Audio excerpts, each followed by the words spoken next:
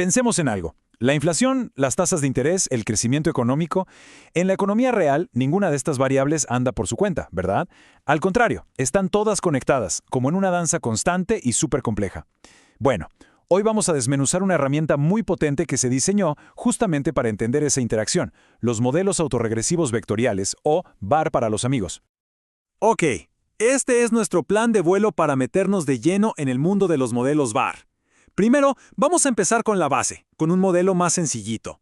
Luego, veremos cómo las variables, digamos que conversan entre sí. Nos vamos a asomar a las matemáticas que lo hacen posible. Vamos a descubrir por qué son tan útiles. Y muy importante, hablaremos sobre las cosas que hay que tener en cuenta. ¿Listos? Arranquemos.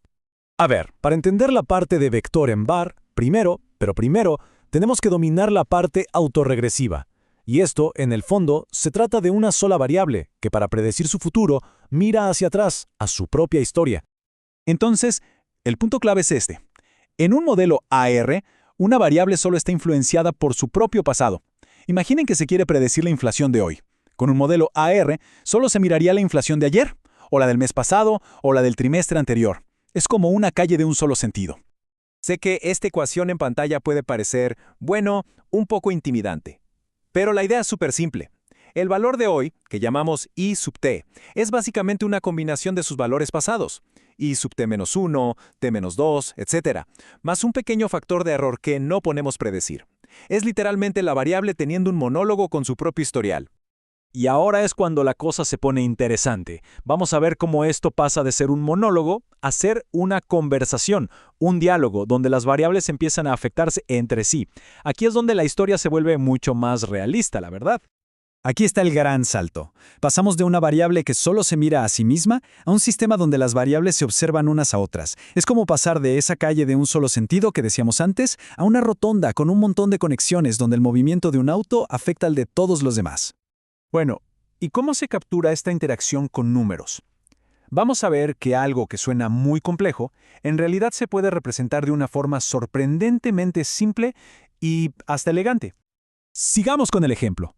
En la primera ecuación de nuestro sistema, la inflación de hoy, nuestra variable Y1, ya no depende solo de la inflación de ayer. Ahora también depende, por ejemplo, del crecimiento económico de ayer, que es nuestra variable Y2. Ahora sí es una conversación. Y la conversación, claro, va en ambos sentidos. Lo mismo pasa con el crecimiento económico. Su valor hoy depende no solo de su propio pasado, sino también de cómo se comportó la inflación en el pasado.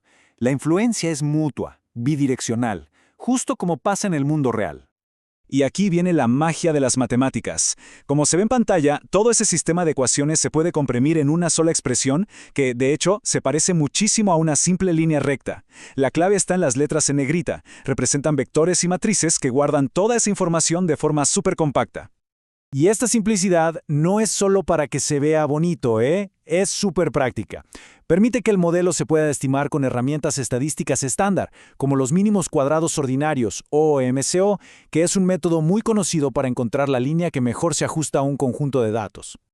Bien, entonces, con esta estructura, ¿cuáles son los beneficios de usar un modelo VAR? ¿Por qué es una herramienta tan popular en el análisis y la predicción económica?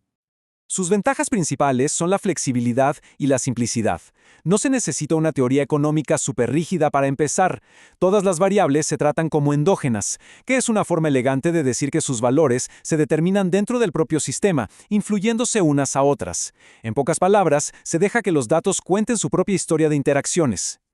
Pero, como suele pasar, las mayores fortalezas de este modelo también nos llevan directamente a sus debilidades más importantes.